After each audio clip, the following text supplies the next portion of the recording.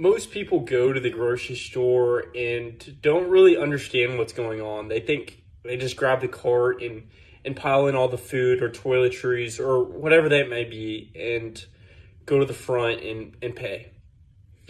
Though that might be true, there's a greater, deeper level of what goes on in the grocery stores, whether that be strategy, planning, location, and customer satisfaction. I'm going to talk about my overall point of view and first assumption of what I thought grocery stores were. And then I'm going to talk about what the strategy is behind those grocery stores. And then I'm going to talk about what it takes to have overall good success and customer satisfaction within these grocery stores.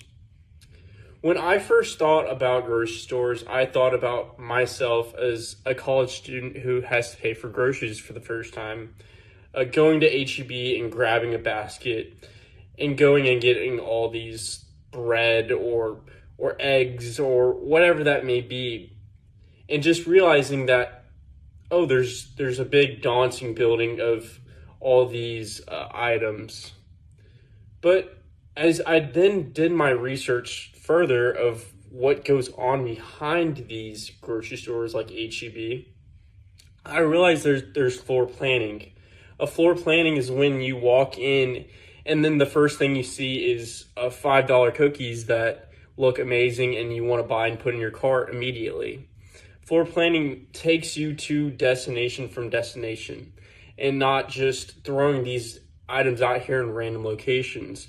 It makes you see everything in the grocery store to then buy whatever you want, whatever you need, but also just putting eyes on it first. They put certain things in separate areas where you have to go from here to here to make A or B. And then there's a certain level of knowing where locations are.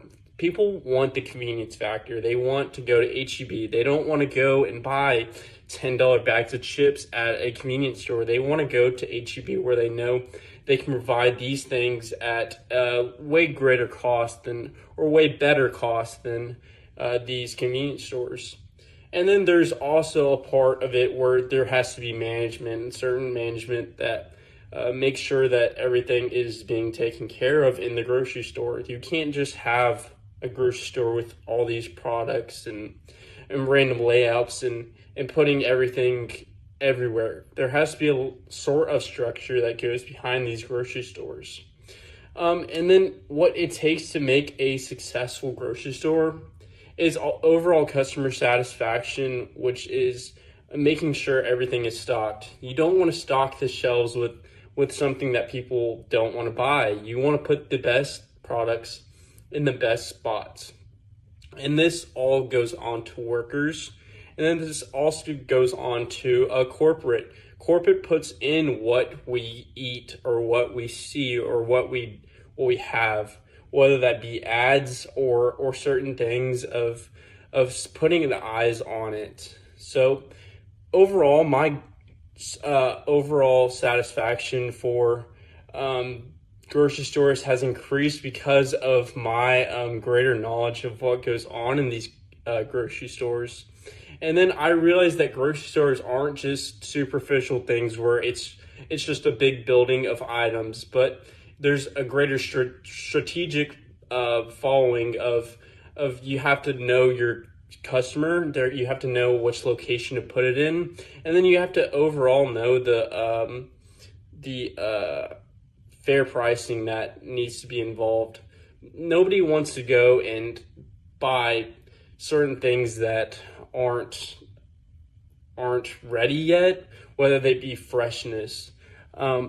There's a quote that the FDA put out in 2022.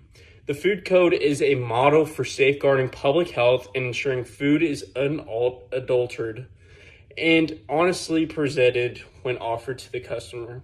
Customers shouldn't be having to guess what is fresh or what is good, but the customer experience is at the peak. You want to have that trust and loyalty factor. So putting all these together creates what we have as our grocery stores, which is H-E-B. And here is my key notes again.